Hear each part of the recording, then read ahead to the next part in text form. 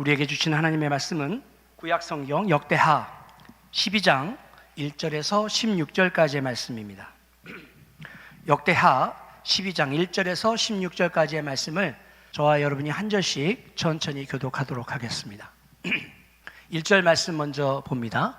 르호보암의 나라가 견고하고 세력이 강해짐에 그가 여호와의 율법을 버리니 온 이스라엘이 본받은지라.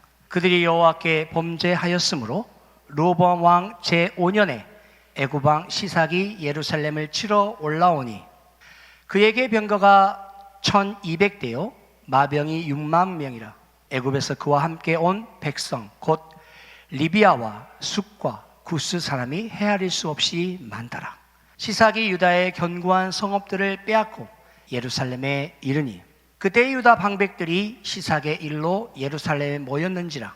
선지자 스마야가 르호보암과 방백들에게 나와 이르되 여호와께서 이같이 말씀하시기를 너희가 나를 버렸으므로 나도 너희를 버려 시삭의 손에 넘겼도다 하셨다 한지라. 이에 이스라엘 방백들과 왕이 스스로 겸비하여 이르되 여호와는 의로우시다 하매 여호와께서 그들이 스스로 겸비함을 보신지라. 여호와의 말씀이 스마야에게 임하여 이르시되 그들이 스스로 겸비하였으니 내가 멸하지 아니하고 저희를 조금 구원하여 나의 노를 시삭의 손을 통하여 예루살렘에 쏟지 아니하리라. 그러나 그들이 시삭의 종이 되어 나를 섬기는 것과 세상 나라들을 섬기는 것이 어떠한지를 알게 되리라 하셨더라.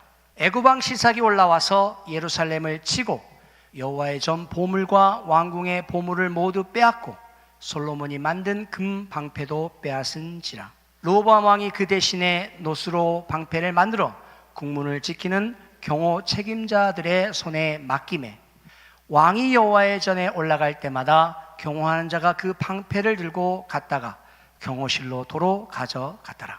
르호보암이 스스로 겸비하였고 유다의 선한 일도 있으므로 여호와께서 노를 돌이키사 다 멸하지 아니하셨더라.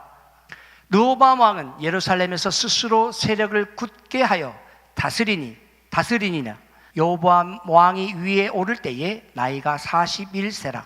예루살렘 곧 여호와께서 이스라엘의 모든 지파 중에서 택하여 그의 이름을 두신 성에서 17년 동안 다스리니라.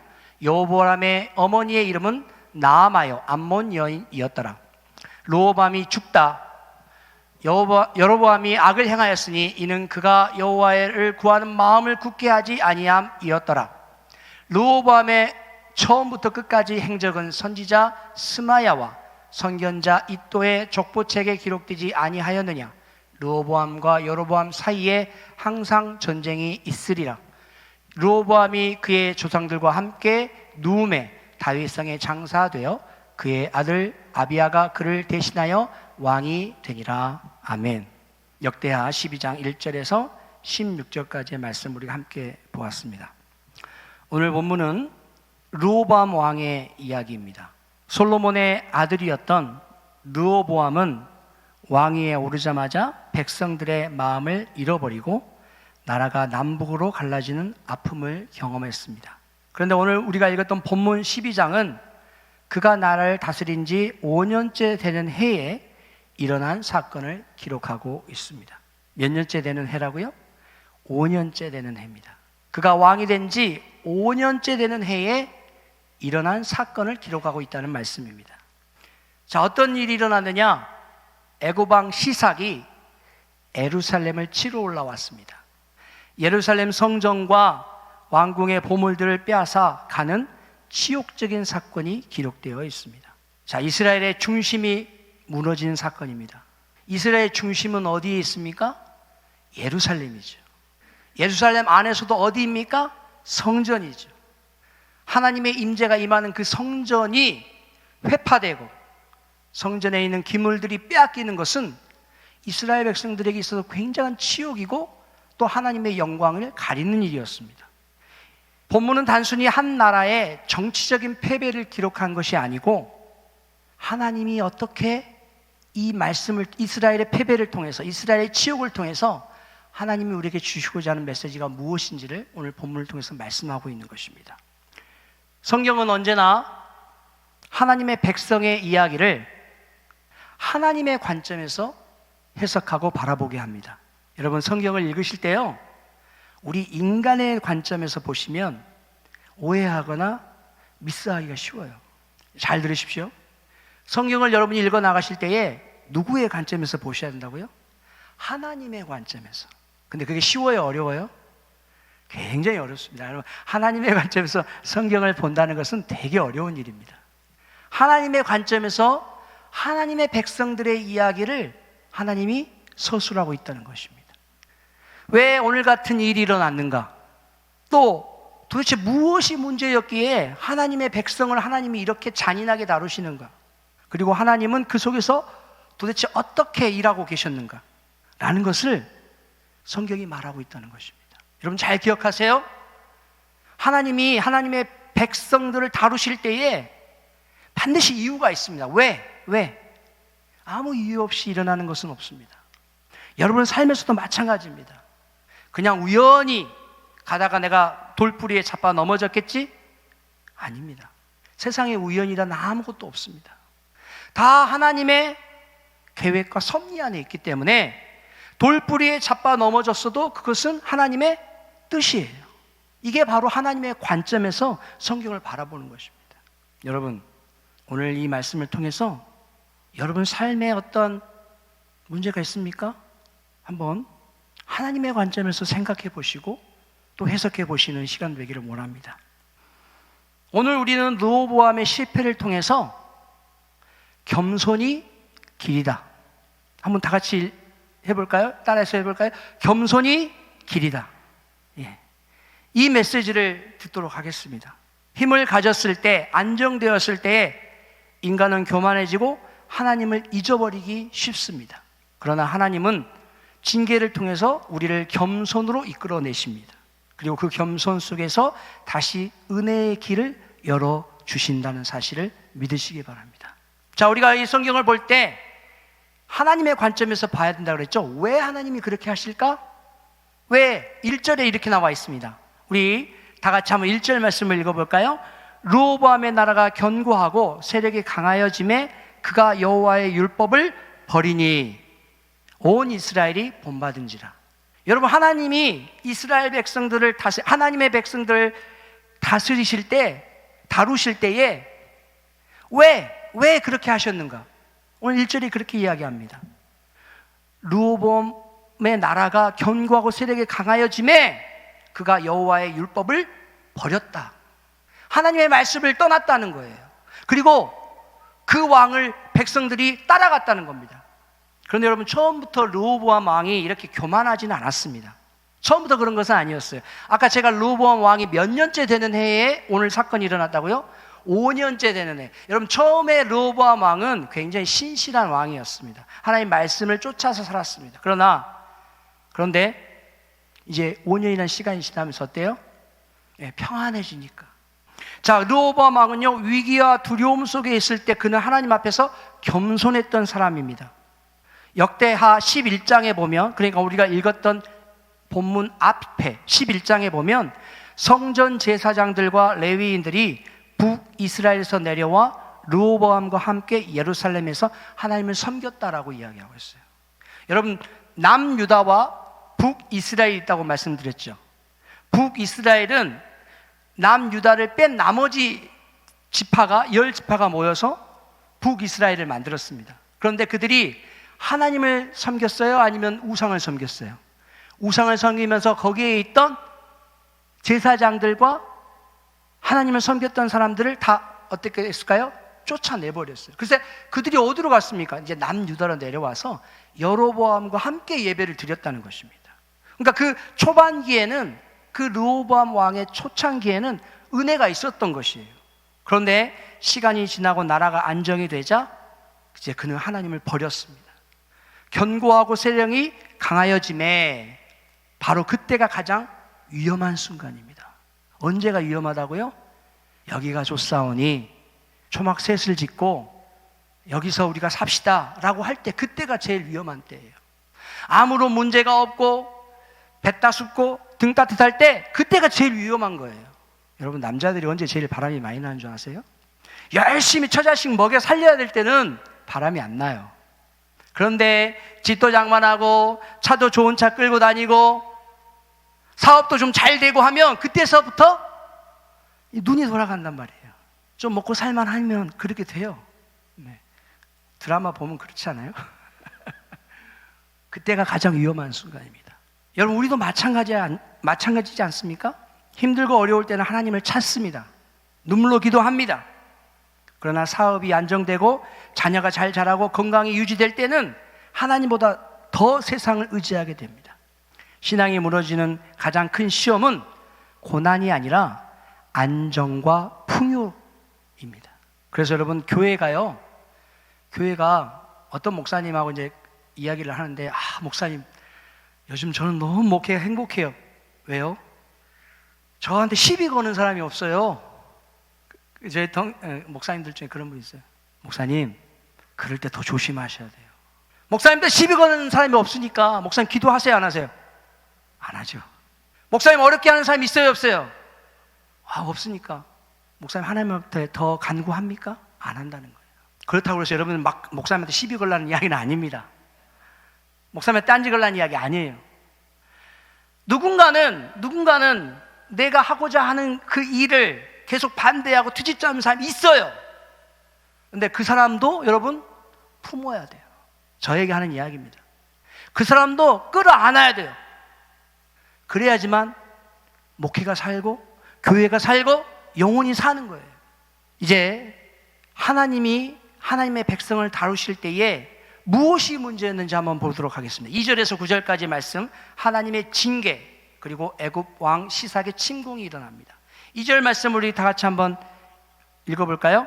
그들이 여호와께 범죄하였으므로 르호보암 왕 제5년에 애굽 왕 시삭이 예루살렘을 치러 올라오니. 자, 르호보암이 하나님의 율법을 버리자 하나님은 애굽 왕 시삭을 보내셨습니다. 그가 예루살렘에까지 올라와서 성전의 보물과 왕궁의 금 방패까지 빼앗아가 버렸어요. 자, 무엇이 문제였습니까? 이스라엘의 군사력이 약해서일까요? 아닙니다. 정치적인 어떤 실수가 있어서일까요? 아닙니다. 하나님의 관계가 무너졌기 때문이에요. 무엇이 무너졌기 때문에요? 하나님과의 관계가 무너졌기 때문에 하나님께서는 이렇게 애굽 왕 시삭의 침공을 허락하신 거예요.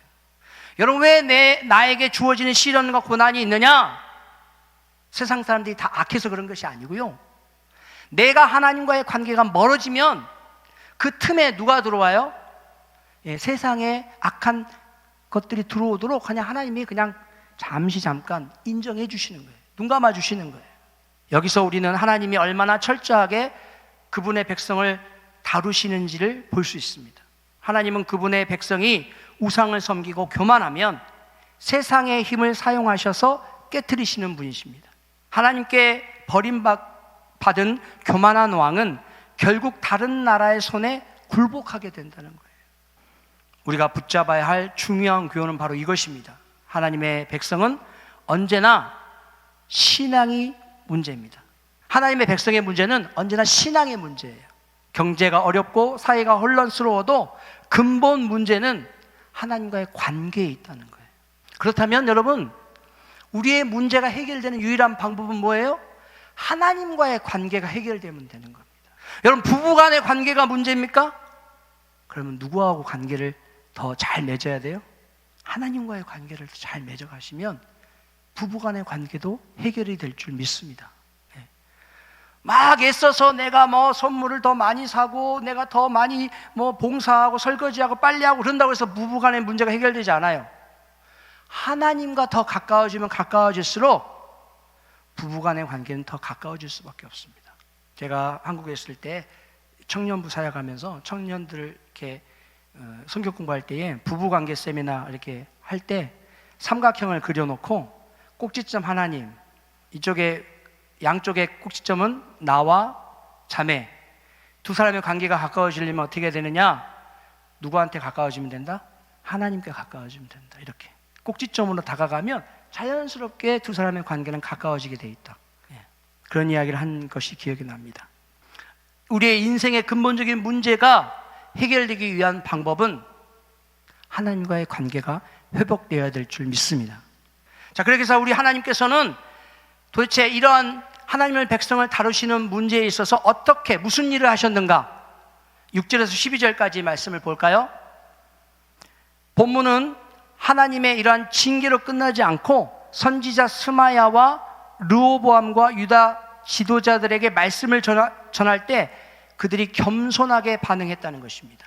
다 같이 6절 말씀 한번 읽어보겠습니다. 이에 이스라엘 방백들과 왕이 스스로 겸비하여 이르되 여호와는 의로우시다 하매. 이것이 바로 터닝 포인트입니다. 전환점이에요. 겸손하게 하나님 앞에 나아갈 때 그때서야 비로소 길이 열리는 거예요. 스스로 겸손해졌을 때 하나님이 그때 말씀하시는 겁니다. 여러분, 겸손은 이렇게 하나님의 음성을 듣는 노하우입니다. 여러분, 기도했는데 하나님의 음성이 안 들릴 때 있죠. 하나님 앞에 막 무슨 문제를 놓고 기도하는데 그 기도 제목이 하나님이 뭐라고 말씀을 하시는데 응답이 안 와. 여러분, 그럴 때는 어떻게 나가야 돼요? 겸손하게. 무엇인가 내가 내려놓지 못한 것이 있기 때문에, 하나님보다 무엇인가 더 붙잡고 있는 것이 있기 때문에 하나님 말씀하지 않으시는 거예요. 겸손하게 여러분의 것을 내어놓고 내 손을 펴고 내가 붙들고 있는 것을 다 펼친 상태에서 하나님 앞에 나가보세요. 여러분, 그때 하나님께서 여러분의 펼친 손에 뜨거운 뭔가 찌릿찌릿한 것을 주실 수 있다는 것입니다. 그게 바로 겸손이라는 거예요. 겸손하실 때 하나님이 말씀을 하시기 시작하시는 것입니다. 다 같이 우리 7절 말씀 한번 읽어보겠습니다. 7절 시작. 여호와께서 그들이 스스로 겸비하여 보시는지라 여호와의 말씀이 스마야에게 임하여 이르시되 그들이 스스로 겸비하였으니 내가 멸하지 아니하고 저희를 조금 구원하여 나의 노를 시삭의 손에 통하여 예루살렘에 쏟지 아니하리라. 여러분, 징계의 목적은 멸망이 아니라 회복이 있다는 것입니다. 하나님의 징계는 하나님의 백성을 다루실 때 하나님께서 채찍을 때리시는 이유는 맞아서 죽어버려라가 아니라 때려서 돌아오게 하시는 것이 하나님의 징계의 목적입니다. 하나님은 그들을 징계하시되 겸손 속으로 다시 은혜의 문을 열고 나오시도록 하기 위한 목적이라는 것입니다. 여러분, 하나님 앞에 무너진 삶이라도 오늘 우리가 겸손히 엎드리면 다시 은혜가 시작되는 줄 믿습니다. 우리의 가정과 교회와 민족도 마찬가지입니다. 하나님은 지금도 겸손히 회개하는 자를 찾고 살리시는 분이심을 믿습니다. 자, 이제 하나님이 우리 하나님의 백성을 다루실 때에 우리는 그럼 도대체 이제 무엇을 해야 되겠습니까? 우리가 해야 될 일이 남아 있습니다. 13절에서 16절 말씀을 통해서 한번 살펴보기를 원합니다. 본문의 마지막은 르호보암의 생애를 요약하고 있습니다. 그는 예루살렘에서 17년을 더 다스렸어요. 그러나 성경은 냉정히 말합니다. 우리 다 같이 14절 말씀을 읽어보겠습니다. 르호보암이 악을 행하였으니 그는 그가 여호와를 구하는 마음을 굳게 하지 아니함이었더라. 겸손하여서 위기를 넘겼어요. 잠깐 위기를 넘겼습니다. 그렇죠? 그러나 그의 신앙은 끝까지 굳건하지 못했어요. 그러니까 끝까지 자기의 신앙을 가지고 가지 못했다는 거예요. 그래서 그의 생애는 빛과 어두움이 함께 남았습니다. 징계도 있었고 은혜도 있었습니다. 이것은 우리의 모습이기도 합니다. 우리는 완전하지 않습니다. 때로는 실패도 하고 또 다시 일어섭니다. 그러나 중요한 것은 끝까지 하나님을 찾는 마음을 굳게 하는 것입니다. 끝까지 포기하지 마시고 하나님을 찾는 마음을 굳게 하는 것, 그것이 저와 여러분이 해야 될 일입니다. 여러분, 제가 앞서서 설교를 할 때 분명히 이 말씀을 드린 것 같아요. 신앙생활은 단거리 경주가 아니에요. 100m가 달리기가 아닙니다. 뭐라고 그랬죠? 마라톤이라고 해서 마라톤. 41.195km를 달리는 마라톤입니다. 한순간 겸손했다고 끝나는 것이 아니라 평생을 겸손하게 하나님 앞에 서는 것이 더 중요하다는 말씀입니다. 오늘 겸손하셨으면 내일도 겸손하시고 모레도 겸손하시고 하나님 앞에 서는 그날까지 끝까지 겸손하시는 저와 여러분이 되기를 축원합니다. 오늘 본문을 이렇게 말합니다. 첫 번째로 안전과 성공이 교만을 부른다고 말하고 있습니다. 두 번째로 그러나 하나님은 징계를 통해서 우리에게 겸손을 가르치십니다. 그리고 세 번째로 겸손은 하나님의 은혜의 문을 열게 합니다. 그리고 네 번째로 끝까지 하나님을 찾는 마음을 굳게 해야만 합니다. 사랑하는 성도 여러분, 우리의 삶에도 위기와 징계가 있습니다. 그러나 그것은 하나님이 버림이 아니라 다시 겸손으로 돌아오라는 부르심입니다. 오늘 우리의 가정, 교회, 이 민족이 살 길은 오직 하나입니다. 겸손히 하나님을 찾는 것입니다.